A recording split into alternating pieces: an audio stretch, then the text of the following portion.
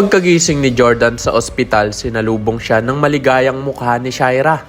Ipinagmamalaki pa ni Shaira na ginawa niya ang lahat upang mailigtas si Jordan.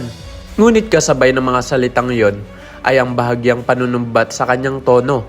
Kung tutuusin, ang ginawa ni Shaira ay tila maliit na bagay lamang ng kabayaran sa lahat ng kasalanang nagawa niya kay Jordan.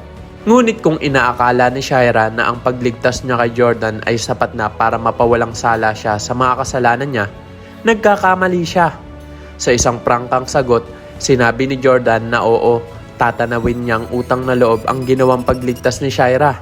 Ngunit malinaw niyang binigyang diin na hindi na maaaring maibalik ang kanilang relasyon. Hindi dahil sa nailigtas ni Shaira ang buhay ni Jordan ay magagawa na nitong palampasin ang lahat ng sakit na naidulot niya.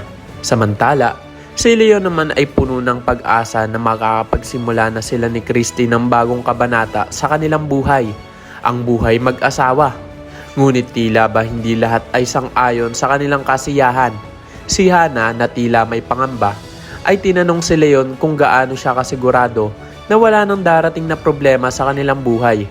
Sa kabila ng lahat ng kanilang pinagdadaanan sa pagsagip kay Jordan, hindi pa rin natatapos ang mga pagsubok. Patuloy pa rin ang kaso ni Billy at ang paghahanap sa tunay na salarin sa nakasagasa sa kanya. Anumang oras ay maaaring mabunyag ang lihim ni Shaira na siya pala ang may kagagawa ng trahedyang iyon. Kaya naman kung isa ka rin sa mga naghihintay na mabunyag ang lahat ng sekreto ni Shaira, ay huwag kalimutang i-click ang like at subscribe button para lagi kang updated sa mga susunod na video.